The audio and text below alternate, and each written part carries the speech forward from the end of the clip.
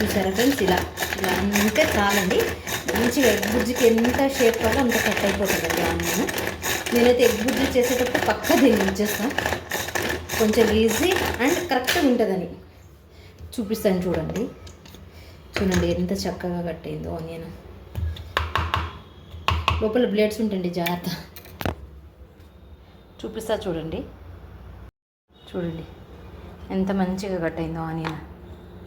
Correct అండి, ఈ shape అయితే కరెక్ట్ ఎగ్ బుర్జీకి. ఇప్పుడు ఎగ్ బుర్జీ కోసం నేను ఒక గిన్నె పెట్టుకుంటున్నానండి. దీంట్లోనే చేస్తున్నాను ఈరోజు. కొంచెం వెట్గా ఉందండి గిన్నె, కొంచెం డ్రై అయ్యేదాకా ఉంచుదాం. చూసారా ఫ్రెండ్స్, ఒక 3 టేబుల్ స్పూన్ ఆయిల్ తీసేసుకున్నాను నేను ముందుగానే. గిన్నె వేడెక్కింది ఫ్రెండ్స్. ఇప్పుడు ఈ మనం కట్ చేసుకున్న ఆనియన్స్ని వేసేసుకుందాం.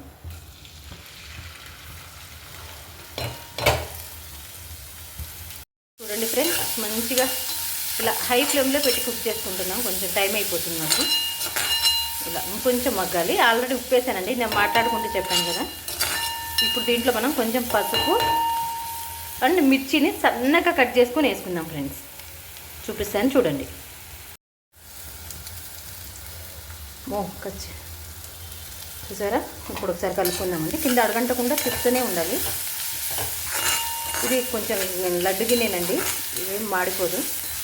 ఇప్పుడు దీంట్లో మనం పసుపు వేసుకుందామండి, హల్దీ పౌడర్. చూసారా, హల్దీ పౌడరు అండ్ కొంచెం కారం వేద్దాం ఫ్రెండ్స్. చూడండి, కొంచెం అంటే కొంచెం కారం వేస్తున్నాను.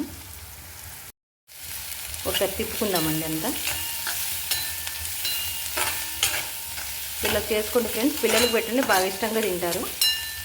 ఇప్పుడు దీంట్లో కొంచెం అల్లం వెల్లుల్లి పేస్ట్ వేద్దామండి. కొంచెం అంటే కొంచెమే, చూడండి ఇంతే, కొంచెం ఒక చిన్న టీ స్పూన్ అంతా. ఇది కూడా కలిపేసుకుందాం పచ్చివాసన పోయేదాకా.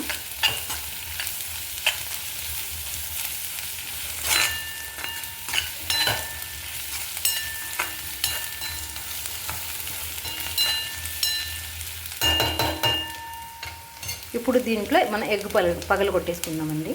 సరిపోతుంది, ఆనియన్ బ్రౌన్ కలర్ వచ్చేసింది. తిప్పుకుందామండి. ఇప్పుడు సిమ్లోనే ఉంచుకోవాలి గ్యాస్, హై ఫ్లేమ్ అవసరం లేదండి.